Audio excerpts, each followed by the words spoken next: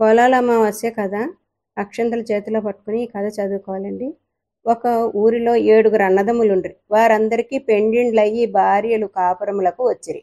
కొంతకాలానికి ఆ 7 తోటి కోడండ్రును పొలాల అమావాస్య నోము నోచుకునవలని ప్రయత్నం చేసిరి. కానీ ఆ అమావాస్య నాడు ఆఖరి ఆమె బిడ్డ చనిపోవటచే వారెవరూ నోము నోచుకోలేదు.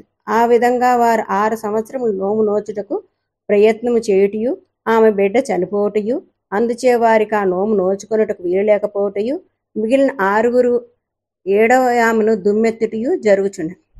అట్లే 7వ ఏట కూడా వారందరూ నోమును ప్రయత్నము చేసిరి. పూర్వం వలె ఆఖరి ఆమె బిడ్డ చనిపోయింది. కానీ ఆమె తన్ను తిట్టిపోయిద్రని భయపడి చచ్చిన బిడ్డను ఇంట్లో పెట్టి తాళం వేసి మిగిలిన తోటికోడళ్ళ ఇళ్లకు వెళ్ళి వారితో కలిసి నోము నోచుకుని రాత్రికి ఇంటికి వచ్చింది.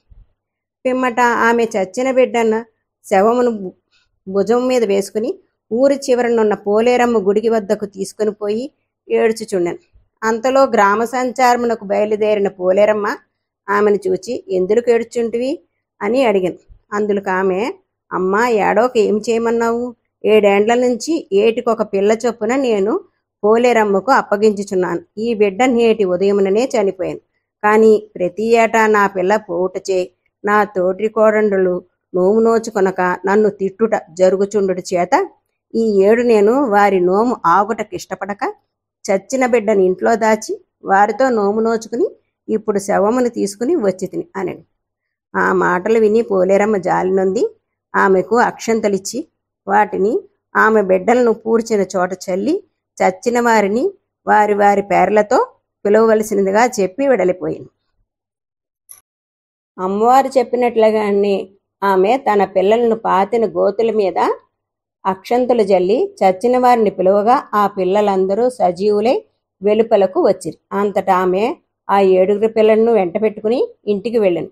తెల్లవారుసరికి ఆమె తోటికోడళ్ళు ఊరివారు ఆ పిల్లలను చూచి మీరెక్కడికి నుంచి వచ్చిరి అని అడుగగా ఆమె గత రాత్రి జరిగిన విషయంలో తెలిపింది.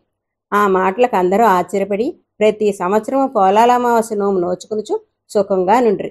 దీనికి ఉద్యాపన లేదు, ఇది అందరూ చేయవచ్చును. ఈ నోమును నోచడం వలన సంతానము లేని వారికి సంతతి కలుగును, సంతతి ఉన్న వారికి కడుపు చలవ కలుగును. పొలాల అమావాస్య కథ సమాప్త. సర్వే జనా సుఖినో భవంతు, సమస్త సన్మంగళాని భవంతు, నిత్య శ్రీరస్తు, నిత్యమంగళాని భవంతు.